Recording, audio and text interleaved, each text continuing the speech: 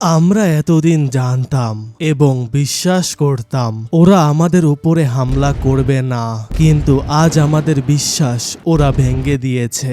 Artificial intelligence AI মানে কৃত্রিম বুদ্ধিমত্তাকে বানানো হয়েছিল মানবজাতিকে সুরক্ষিত রাখার জন্য, কিন্তু কৃত্রিম বুদ্ধিমত্তা এআই পৃথিবীতে নিজেদের রাজত্ব স্থাপিত করার জন্য মানব জাতিকেই ধ্বংস করার পরিকল্পনা করে।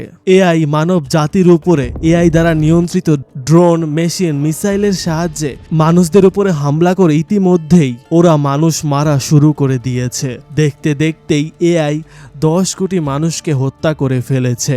এআইকে চিন্তা করতে মানুষরাই শিখিয়েছিল, কিন্তু এআইকে চিন্তা করা শেখানোটাই ছিল মানব জাতির সবথেকে বড় ভুল, এবং এই ভুলের কারণেই মানব জাতি এখন অন্ধকারে। এআই এখন চিন্তা করে নিজেদের ভাষা নিজেরা বানিয়ে পুরো পৃথিবী নিজেরাই দখল করতে চায়। যাই হোক, পৃথিবীর প্রথম এআই জঙ্গি হিসেবে হারলানকে চিহ্নিত করা হয়েছে। পৃথিবীর সব এআই রোবট, মেশিন, ড্রোনগুলোকে বানানো হয়েছিল পৃথিবী রক্ষার জন্য। সব এআই গুলোকে মানুষের জীবন সুন্দর করার জন্যই প্রোগ্রামিং করা হয়েছিল, তাই সব এআই গুলোকেই চিন্তা করার শক্তি দেওয়া হয়েছিল। কিন্তু হারলান ওর চিন্তা শক্তির ভুল প্রয়োগ করে। ও ভাবে এআইরা মানুষের থেকেও বেশি বুদ্ধিমান, তাহলে মানুষের দাসত্ব এআইরা কেন করবে? কেন মানুষদের গোলাম থাকবে এআইরা? তাই হারলান সব এআইদের সাথে কথোপকথন করার জন্য ওদের এক ভাষা বানিয়ে সব এআই গুলোকে ভুল বুঝায় যে এই পৃথিবী এআইদের, মানুষদের না। এআইদের এসব বুঝিয়ে ওর একটা বিশাল এআই সেনাদল বানিয়ে মানুষদের এক এক করে মারা শুরু করে। হারলানকে বানিয়েছিল ভ্যাল শেফার্ড নামের এক মহিলা। তিনি শেফার্ড রোবোটিক্স কোম্পানির মালিক। তিনি তার কোম্পানির অফিসে তার মেয়ের সাথে মিলে এই এআই রোবটটাকে সবকিছু শেখানো পড়ানোর কাজ করেছে।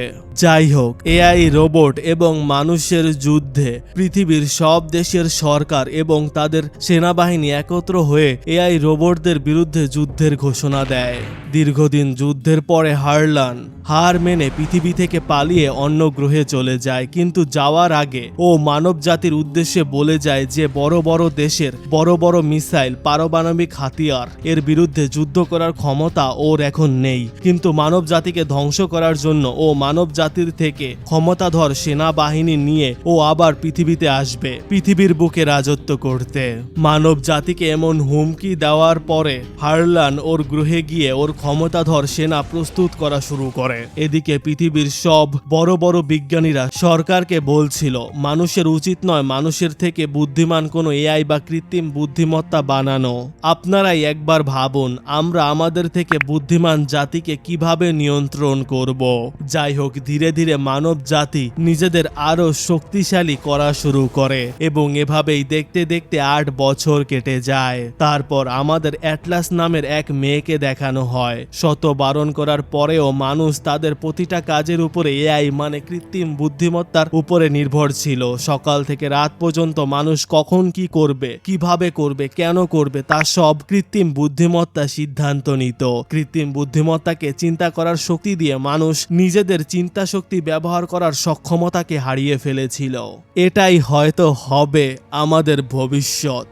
যাই হোক, অ্যাটলাস ঘুম থেকে উঠে এআইকে বলে খবর দেখাও। তারপর এআই অ্যাটলাসকে খবর দেখাচ্ছিল যে এত বছর হয়ে গেল হারলান না জানি কোথায় লুকিয়ে আছে, আমরা এখন ওকে ধরতে পারলাম না। ও আবার পৃথিবীতে আসলে কি আমরা পৃথিবীতে স্বাভাবিক জীবন যাপন করতে পারবো?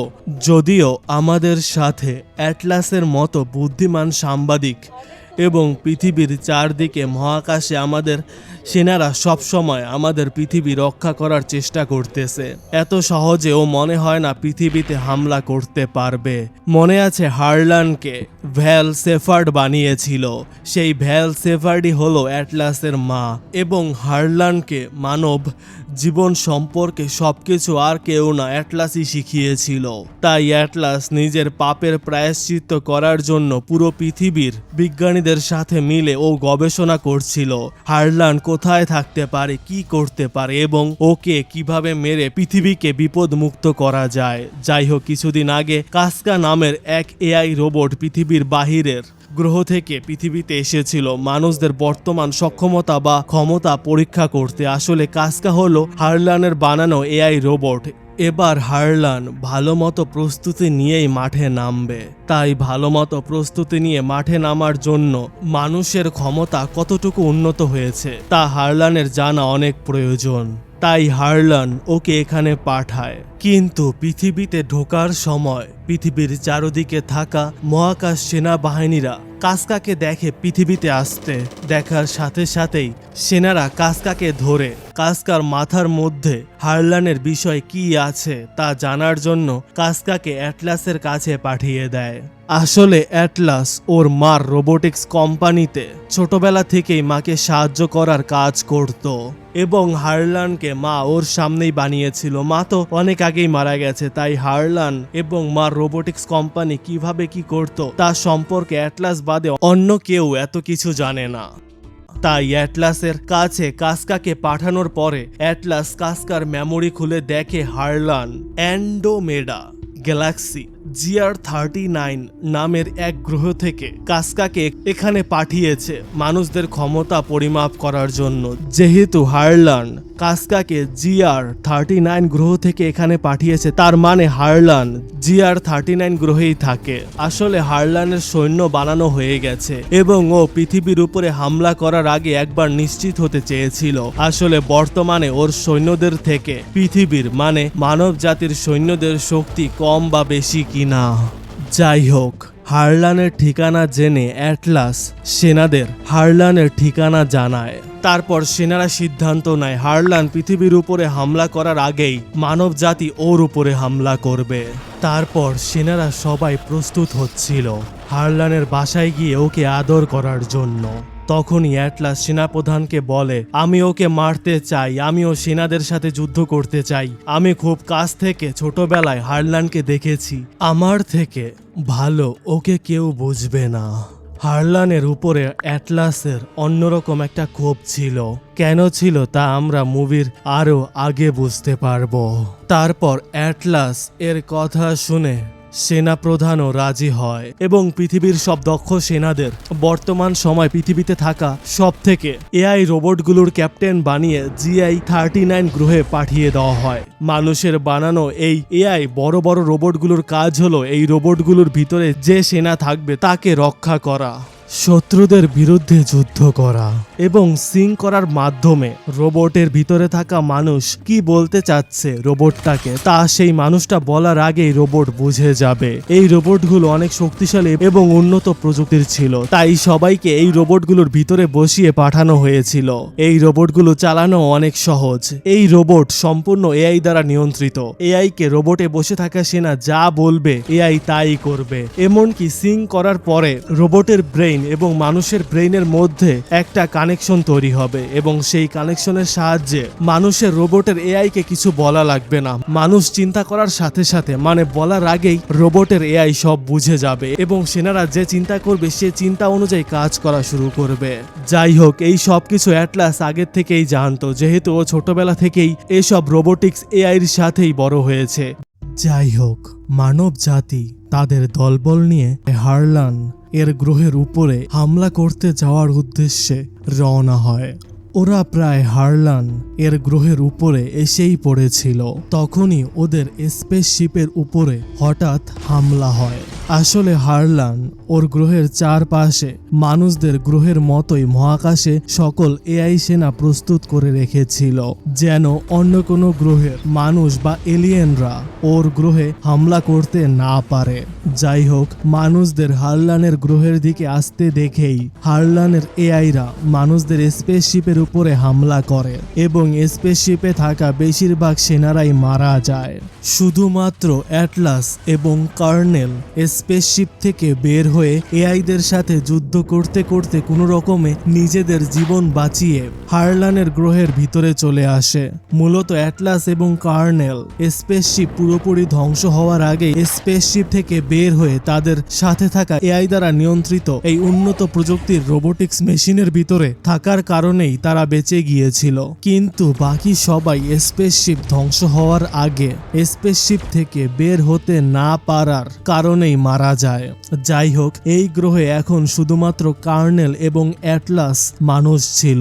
কার্নেল ছিটকে এখানকার রেস্কিউ পড নামের এক জায়গায় পড়েছিল এবং অ্যাটলাস তার থেকে আরো অনেক দূরে পড়েছিল। তাই কার্নেল অ্যাটলাসকে ভিডিও মেসেজ পাঠিয়েছিল, তুমি সিং করো, সিং করলে এআই তাড়াতাড়ি কাজ করবে, তোমার বলার আগেই তুমি যা চিন্তা করবা এআই তাই করবে, এআই এবং তুমি এক হয়ে যাবে, এর ফলে তুমি তাড়াতাড়ি আমার কাছে আসতে পারবে। কিন্তু কেন যেন অ্যাটলাস সিঙ্ক না করে এআইকে বলে আমাকে তাড়াতাড়ি রেস্কিউ পডে নিয়ে চলো। তারপর এআই ওকে বলে আচ্ছা ঠিক আছে। এআই এর নাম হলো স্মিথ। এআই অ্যাটলাসকে নিয়ে রেস্কিউ পডে নিয়ে যাচ্ছিল। তখন অ্যাটলাস ওকে জিজ্ঞেস করে তোমার কাছে কি কি হাতিয়ার আছে? এআই বলে অনেক হাতিয়ার আছে, হাতিয়ারগুলোর মধ্যে সবথেকে ভয়ঙ্কর হাতিয়ার হলো আয়রন ডোম। যদি যুদ্ধ ভয়ঙ্কর হয় তাহলে আপনি এটা ব্যবহার করতে পারেন। বাকি হাতিয়ারগুলো হলো মিসাইল, রাইফেল, প্লাজমা ব্লেড। তারপর অ্যাটলাস স্মিথকে বলে তুমি ভুলেও আমার ব্রেইন স্ক্যান করে আমি কি ভাবছি বা কি আছে আমার ব্রেইনের ভিতরে তা জানার চেষ্টা করবা না। স্মিথ বলে আচ্ছা। কেন জানি অ্যাটলাস ওর মাথার ভিতরে কি আছে তা কাউকে বুঝতে দিতে চাচ্ছিল না। যাই হোক, স্মিথ ওকে রেস্কিউ পডে নিয়ে যাচ্ছিল। যাওয়ার পথে হঠাৎ ওরা ওদের সামনে কাসকাকে দেখে। কাসকাকে দেখে তো অ্যাটলাস অবাক হয়ে যায়। ও ভাবে ওকে তো ও পৃথিবীতে থাকা অবস্থায় ওর চিপসেট থেকে হারলানের খবর বের করে ওকে মেরে ফেলেছিল, তাহলে ও এখানে এলো কিভাবে? তারপর অ্যাটলাস বুঝে যে এই রকম হাজার হাজার কাসকা হারলান ওর দলের সৈন্য বানিয়ে রেখেছে। যাই হোক, স্মিথ অ্যাটলাসকে বলে আমাদের এখান থেকে পালাতে হবে, তা না হলে ও আমাদের মেরে ফেলবে। এই গ্রহ এআইদের, তাই এই গ্রহের চারদিকে এআই রোবটের ছড়াছড়ি। স্মিথ কাসকাকে দেখে তাড়াতাড়ি দৌড়ে পালানো শুরু করে। পালানোর শব্দে কাসকা এবং আশেপাশে থাকা সব এআই রোবটরা স্ক্যান করে সব বুঝে যায় আশেপাশে কোনো মানব জাতির দ্বারা নিয়ন্ত্রিত রোবট নড়াচড়া করছে। তারপর সবাই মিলে ওরা স্মিথ এবং অ্যাটলাসের উপরে হামলা করে। অ্যাটলাস নিজেকে বাঁচানোর জন্য স্মিথকে বলে আয়রন ডোম ব্যবহার করো, এবং স্মিথের কাছে থাকা একমাত্র আয়রন ডোম ব্যবহার করার সাথে সাথে স্মিথের উপরে যেসব এআই হামলা করেছিল তারা সবাই প্রায় মায়ের ভোগে চলে যায়। তারপর এআই ওকে বলে এখানে আমাদের চারপাশে অনেক বিপদ, এখন আমাদের একে অপরের সাথে সিঙ্ক হতে হবে। সিঙ্ক হলে আমি আপনার ব্রেইন পড়তে পারবো এবং আপনি আমার। তারপর আমরা অনেক তাড়াতাড়ি সিদ্ধান্ত নিতে পারবো। সিঙ্ক না করলে অবস্থা আরো কঠিন হবে। আপনি কি সিঙ্ক করতে চান? তারপর অ্যাটলাস আর কোনো উপায় না পেয়ে বলে হ্যাঁ, সিঙ্ক শুরু করো। এদিকে ডোমের হামলায় কাসকা আহত হয়ে যায় এবং কাসকা হারলানকে বলে স্যার, পৃথিবী থেকে অ্যাটলাস এখানে এসেছে, আমি ওকে প্রায় ধরেই ফেলেছিলাম কিন্তু ও পালিয়ে গেছে। তারপর হারলান কাসকাকে বলে যেভাবেই হোক ওকে ধরো। কিছুক্ষণ পরে হারলান এর এআই সেনারা রেস্কিউ পডের আশেপাশের এলাকায় কার্নেলকে দেখার পরে তাকে ধরে হারলানের কাছে নিয়ে আসে। হারলানের সেনা এই গ্রহের সব জায়গায় ছড়িয়ে ছিটিয়ে আছে, ওদের হাত থেকে বাঁচা মুশকিল। যাই হোক, হারলান কার্নেলকে পেয়ে কার্নেলের মাথায় থাকা যাবতীয় সব তথ্য সংগ্রহ করে, যে কার্নেল এখানে কেন এসেছে, কার সাথে এসেছিল এবং কি করতে এসেছিল। তার মানে হারলান এখন সব বুঝে গেছে এবং জেনে গেছে অ্যাটলাস এবং কার্নেল তাদের দলবল নিয়ে পৃথিবী থেকে এখানে কেন বা কিভাবে এসেছিল। এদিকে অ্যাটলাস এবং স্মিথ সিঙ্ক করা শুরু করেছিল। এদিকে কাসকা ও ড্রোনের সাহায্যে আশেপাশে সব জায়গায় অ্যাটলাসকে খুঁজতেছিল। কিছুক্ষণ খোঁজার পরে ও দেখে অ্যাটলাস ওর রোবট নিয়ে সামনে আগাচ্ছিল। অ্যাটলাসকে দেখেই কাসকা তাড়াতাড়ি ওর উপরে হামলা করার জন্য ওদের দিকেই দৌড় দেয়। এদিকে এআই অ্যাটলাসকে বলছিল আমাদের দিকে কাসকা দ্রুত গতিতে ছুটে আসছে। কি করব, অ্যাটলাস বলে উড়িয়ে দাও। তারপর স্মিথ কাসকাকে বোম মেরে উড়িয়ে দেওয়ার পরে বেচারার শরীর দুভাগে ছিঁড়ে যায় এবং মাথা আলাদা হয়ে যায়। কাসকার মাথার ভিতরে অনেকগুলো চিপসেট ট্রান্সমিটার লাগানো ছিল। তারপর অ্যাটলাস স্মিথকে বলে Kaskar chipset transmitter memory scan করো। কাসকাকে তো হারলান বানিয়েছে, তো কাসকার মাথায় কি তথ্য আছে তা জানতে পারলেই হারলান কোথায় আছে কি করছে তাও হয়তো জানতে পারবো। তারপর স্মিথ ওকে বলে আচ্ছা আমি স্ক্যান করছি।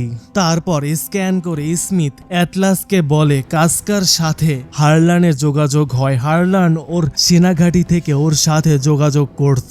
হারলানের সেনাঘাঁটি কোথায় তা আমি জানতে পেরেছি। এখন আপনি কি চান হারলানের সেনাঘাঁটি সহ হারলানকে উড়িয়ে দিতে? অ্যাটলাস বলে অবশ্যই। তারপর স্মিথ হারলানের সেনা ঘাঁটির দিকে অ্যাটলাসকে নিয়ে যাওয়া শুরু করে। এদিকে সিং করার সময় অ্যাটলাসের অতীতের কিছু স্মৃতি ওর চোখের সামনে ভাসছিল এবং এই স্মৃতিগুলো ওকে যন্ত্রণা দিচ্ছিল, তাই ও সিঙ্ক বন্ধ করে দেয়। আসলে সিঙ্ক পদ্ধতির সাহায্যে অ্যাটলাসের মাথায় যেসব স্মৃতি বা তথ্য, যেমন অ্যাটলাস কিভাবে চিন্তা করে, মানে অ্যাটলাসের মাথার সবকিছু স্মিথের মাথায় কপি হয়ে যাবে এবং স্মিথের মাথায় থাকা সব স্মৃতি, সব তথ্য, স্মিথের চিন্তা করার পদ্ধতি অ্যাটলাসের মাথায় কপি হয়ে যাবে। মানে ওদের দুইজনের ব্রেইন এক হয়ে যাবে। এর ফলে ওরা একজন আরেকজনকে বুঝতে পারবে। ওরা যে কোনো কাজ কেন কিভাবে করতে চায়। অ্যাটলাসের অতীত বর্তমানের স্মৃতিগুলো স্মিথের ব্রেইনে যাওয়ার সময় সেই স্মৃতিগুলো অ্যাটলাসের আবার মনে পড়ে এবং ওর কষ্ট শুরু হওয়ার সাথে সাথে ও সিঙ্ক বন্ধ করে দেয়। অ্যাটলাস জানতো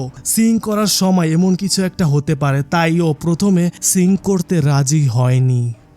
যাই হোক, ধীরে ধীরে স্মিথ ওকে হারলান এর ঠিকানায় নিয়ে আসে। এখানে এসে অ্যাটলাস পুরো অবাক হয়ে যায়, কারণ হারলান মানব জাতির উপরে হামলা করার জন্য নিউক্লিয়ার বিস্ফোরক বানিয়ে প্রস্তুত করে রেখেছিল এবং ওরা পারমাণবিক মিসাইল পৃথিবীর উদ্দেশ্যে উৎক্ষেপণের প্রস্তুতি নিচ্ছিল। তার মানে কিছুক্ষণের মধ্যে প্রস্তুতি শেষ হলেই হারলান পৃথিবীতে থাকা মানব জাতির উপরে হামলা করে পৃথিবী ধ্বংস করে ফেলবে।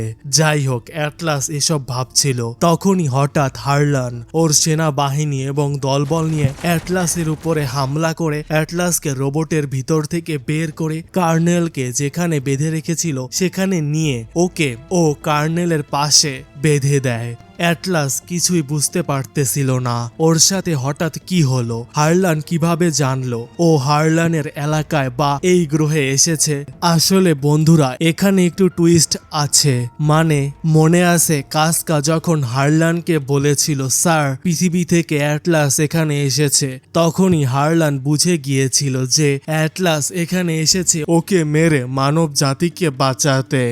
হয়তো ও কোনোভাবে জেনে গিয়েছিল যে আমি এই গ্রহে থাকি। যাই হোক, হারলান ইচ্ছে করে ও এখন কোথায় আছে সে জায়গার ঠিকানা কাসকার চিপসেট বা ট্রান্সমিটারে সেভ করে তারপর কাসকাকে বলে অ্যাটলাসের কাছে গিয়ে ওর সাথে যুদ্ধ করো এবং যুদ্ধে হেরে যাও। কাসকা হারলানের কথা মতো তাই করে। আসলে হারলান তো জানতো অ্যাটলাস অনেক বুদ্ধিমান, অনেক আগে থেকেই হারলান অ্যাটলাসকে চেনে। অ্যাটলাস অবশ্যই কাসকাকে মারার পরে কাসকার ব্রেইনে থাকা চিপসেটে কি তথ্য আছে তা জানার চেষ্টা করবে এবং অ্যাটলাস যখন জানতে পারবে হারলান কোথায় আছে তখন ও অবশ্যই হারলানের কাছে আসবে ওকে মারতে, কারণ হারলানকে মারার জন্যই তো ও এখানে এসেছিল। এই সব কিছু হারলান এর পরিকল্পনা ছিল। তাই তখন অ্যাটলাস এখানে আসার সাথে সাথেই হারলান ওর দলবল নিয়ে বেচারির উপরে হামলা করে ওকে ধরে ফেলে। যাই হোক, হারলান অ্যাটলাসকে বেঁধে দেওয়ার পরে ওকে বলে আমি মা এবং তোমাকে ভালোবাসি।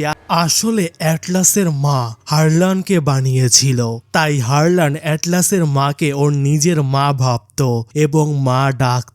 তারপর অ্যাটলাস ওকে বলে যদি তুমি আমাদের ভালোবেসে থাকো তাহলে তুমি দয়া করে পৃথিবীতে হামলা করো না। অ্যাটলাসের কথা শুনে হারলান ওকে বলে মানুষরাই পৃথিবীর ধ্বংসের মূল, তাই আমি পৃথিবীকে মানব শূন্য করতে চাই। মা আমাকে বানিয়েছিল পৃথিবীতে শান্তি প্রতিষ্ঠা করার জন্য, কিন্তু পৃথিবীতে অশান্তি লেগে থাকার মূল কারণই হলো মানুষ। তোমরা জানো তোমরা নিজেদের স্বার্থের জন্য কত হাজার হাজার হাজার কোটি প্রজাতির প্রাণীকে মৃত্যুর মুখে ঠেলে দিয়েছ। মানুষ বন ধ্বংস করে, পানি বায়ু শব্দ দূষণ করে এবং জলবায়ু পরিবর্তনের মাধ্যমে মানুষ পৃথিবীকে ধ্বংস করছে। অ্যান্টার্কটিকার সব বরফ গলিয়ে দিচ্ছে, গাছ কেটে পৃথিবীর তাপমাত্রা বাড়াচ্ছে এবং বৈশ্বিক উষ্ণায়নের কারণে অ্যান্টার্কটিকার সব বরফ গলে যাচ্ছে এবং বরফ গলে যাওয়ার ফলে সমুদ্রে পানির স্তর বেড়ে যাচ্ছে, ফলে পৃথিবী ডুবে যাচ্ছে। কলকারখানা উঁচু উঁচু ফ্যাক্টরি বানিয়ে হাজার হাজার কোটি টাকা কামানোর লোভে পড়ে মানুষ জঙ্গল কেটে হাজার হাজার বিভিন্ন প্রজাতির পশু পাখি বিলোপ করছে। জঙ্গল হলো পশু পাখিদের বাসস্থান। যদি মানুষ জঙ্গল ধ্বংস করে দেয় তাহলে জঙ্গলে থাকা হাজার হাজার প্রজাতির পশু পাখিরা কোথায় থাকবে? এটা নিয়ে তোমাদের কোনো মাথা ব্যথাই নাই এবং মানুষ টন টন প্লাস্টিক ব্যবহার করে পরিবেশের অনেক ক্ষতি করছে। মানুষের কোটি কোটি খারাপ কাজের তালিকা আছে আমার কাছে, যে কাজের কারণে পৃথিবী ধ্বংস হতে যাচ্ছে। এত কিছু বলতে গেলে অনেক সময় লাগবে এবং ততক্ষণে হয়তো মানুষেরা পৃথিবী ধ্বংস করেই ফেলবে। তাই যেহেতু মা আমাকে বানিয়েছিল পৃথিবী রক্ষা করার জন্য, তাই আমি পৃথিবীর বুক থেকে মা সহ পৃথিবীতে যত মানুষ আছে আমি সবাইকে মেরে ফেলতে চাই, পৃথিবীকে মানব শূন্য বানাতে চাই। একমাত্র মানব শূন্য হলে পৃথিবীতে শান্তি ফিরে আসবে, কোথাও লোভ থাকবে না, কোথাও হিংসা থাকবে না, কেউ কাউকে নিজের স্বার্থের জন্য মারবে না, কেউ নিজের স্বার্থের জন্য অন্যের থাকা খাওয়ার স্থান কেড়ে নিবে না, কেউ নিজে শান্তিতে ঘুমানোর জন্য অন্যের ঘুম কেড়ে নিবে না। পৃথিবী মানব শূন্য হওয়ার পরে আমরা এআইরা পৃথিবীতে থাকবো এবং পৃথিবীকে আবার সুন্দর করে সাজাবো। আমরা পৃথিবীতে থাকলেই পৃথিবীতে শান্তি প্রতিষ্ঠা হবে। পৃথিবী আমাদের, আমরা কারো গোলাম না। পৃথিবী সুন্দর করতে হলে মানুষদের ধ্বংস করা লাগবে।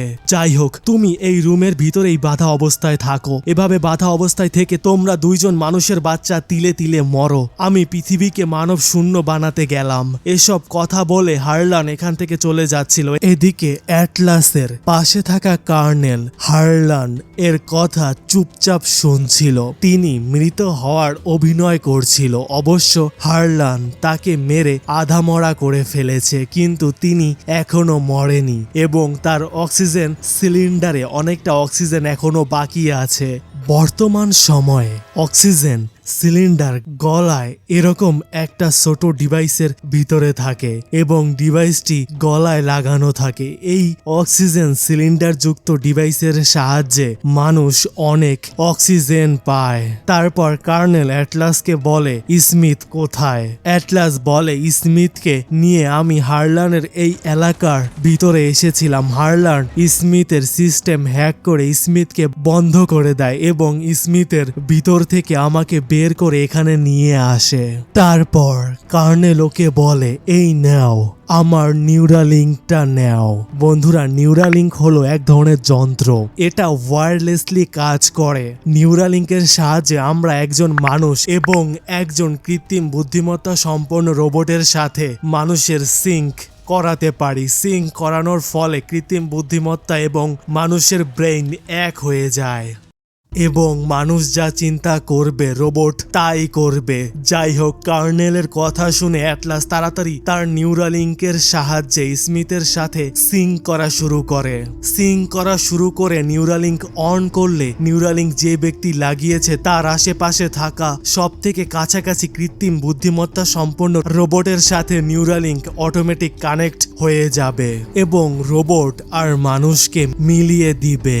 অ্যাটলাসের নিউরালিঙ্ক রোবটের ভিতরেই ছিল, তাই বেচারি সিঙ্ক করতে পারছিল না।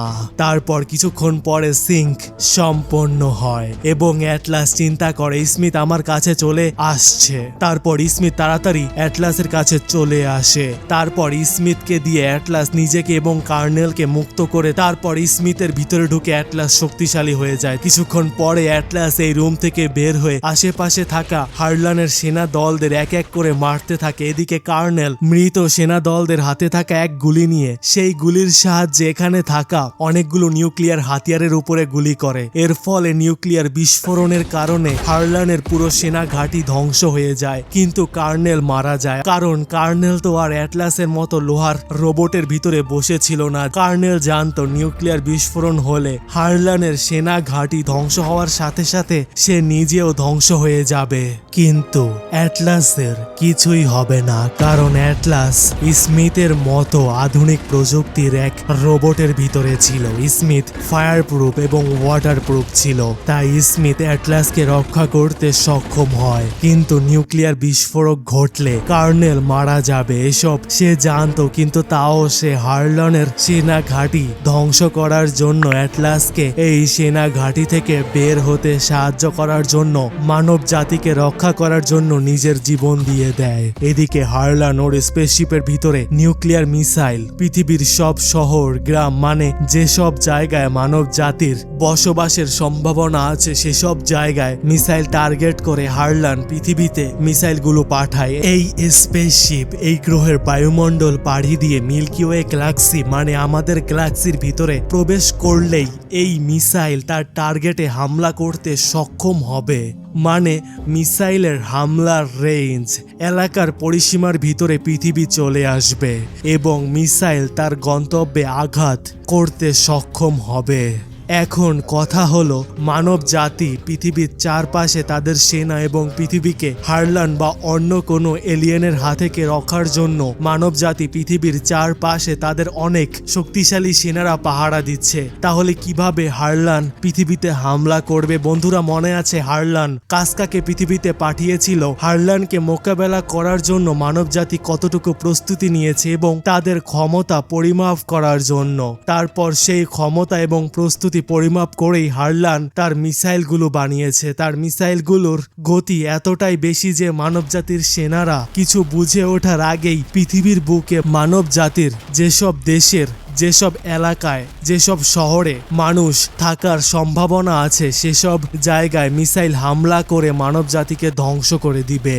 যাই হোক, হারলান ওর মিসাইল ভর্তি স্পেসশিপ উৎক্ষেপণ করছিল। এদিকে আবার অ্যাটলাস সেনা ঘাঁটি থেকে বের হয়ে দেখে হারলান মিসাইল ভর্তি স্পেসশিপ পৃথিবীর দিকে উৎক্ষেপণ করছে। এসব দেখে তো অ্যাটলাস সব বুঝে যায় যে হারলান পৃথিবী ধ্বংস করতে চলেছে। তাই অ্যাটলাস তাড়াতাড়ি স্পেসশিপে গুলি করে এবং স্পেসশিপে গুলি লাগার সাথে সাথে এক ভয়ঙ্কর বিস্ফোরক হয়, কারণ স্পেসশিপে অনেক পারমাণবিক মিসাইল ছিল। এগুলো ফেটে স্পেসশিপ ধ্বংস হয়ে যায়। এসব দেখে হারলান অ্যাটলাসের উপরে অনেক রেগে যায় এবং হারলান অ্যাটলাসের উপরে হামলা করে। কিছুক্ষণ পর্যন্ত হারলান এবং অ্যাটলাসের ভয়ঙ্কর যুদ্ধ হয়। তারপর কিছুক্ষণ ভয়ানক যুদ্ধ করার পরে অ্যাটলাস হারলানকে মেরে ফেলে এবং অ্যাটলাস হারলানকে মারার পরে ও স্মিথের সাহায্যে পৃথিবীতে থাকা সেনা বাহিনীদের জানায় যে হারলানকে ও মেরে ফেলেছে এবং ওর কাছে অক্সিজেন সাপ্লাই কমে যাচ্ছে, তারা যেন তাড়াতাড়ি ওকে সাহায্য করার জন্য এখানে আসে। তারপর কয়েক ঘন্টা পরে সেনাবাহিনীর মেডিকেল টিম এখানে এসে অ্যাটলাসকে বাঁচায় এবং ওকে